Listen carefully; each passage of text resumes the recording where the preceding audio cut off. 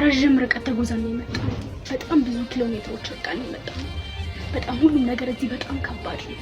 ኢንተርኔት የለ፣ ውሃ የለ፣ በቃ እንጃ ትራንስፖርት የለ። በጣም ከባድ ነው።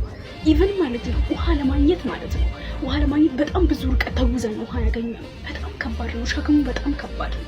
እኔ እንደዚህ እንደሆነ አልገባኝም ነበር። በጣም ወላ መልሱኝ ምናምን ነገር ስል ነበር ማለት ነው። ምክንያቱም ማለት ነው ውሃ ሄደን ስንቀር በቃ በጀርባችን መሸከም ነበረበት። በጣም ይገርማል። ይሄ እንደዚህ ነገር አድርጌ አላውቅም። ምክንያቱም ማለት ነው ቤት ውስጥ ውሃ እንኳን አላውቅም። ውሃ ማለት ነው ምክንያቱም ሁሉም ነገር ተሰርቶ ነው የሚጠብቀኝ። በጣም ሁሉም ነገር ያስጠላል። መብራት የለም ማለት ነው። መብራት የለም። በቃ ስልክ መጠቀም ምናምን ነገር አይቻልም። ወላ ስልኬ ባትሪ ዘግቷል ማለት ነው። በጣም ከባድ ነገር ነው ያጋጠመን ያለው። የዕለት ተዕለት ኑሯችንን እዚህ ነው የምናከናውነው። ምግብ መስራት፣ ውሃ መቅዳት፣ ባሎቻችንን መንከባከብ። ይሄንን ነው በጀርባችሁ የምትሸከሙ። በጣም ይከብዳል። በጣም ነው የሚከብደው። በጣም ኑሮ እዚህ በጣም ይከብዳል። በጣም ገና ብዙ ኪሎ ሜትሮች ይቀራናል። በጣም ብዙ ኪሎ ሜትሮች ማለት ነው።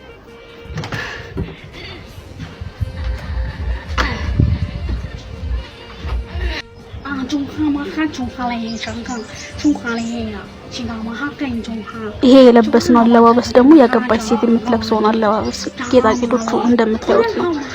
እሷ የለበሰችው አለባበስ ደግሞ ያላገባችን ሴት አለባበስ። እኔ ደግሞ አግብቻለሁ እንደምታዩት።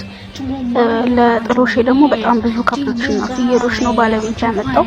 በጣም ደስ ይላል ማለት ነው። በጣም ለጥሎሽ ማለት ነው ወንድዬ ለሴት በጣም ብዙ ከብቶችና ፍየሎች ነው የሚሰጠው ተብሏል። ስለዚህ ባሉም ስለጠፋ እዚህ በቃ ላገባ ነው የምር። ከዛ ከብቶችና ፍየሎችን ወስድና ማለት ነው ወደ ቤት ስመለስ ሸጣቸዋለሁ። እንደዛ ነው ያሰብኩት። ግን ያው ባሉም መገኘቱ በጣም አንድ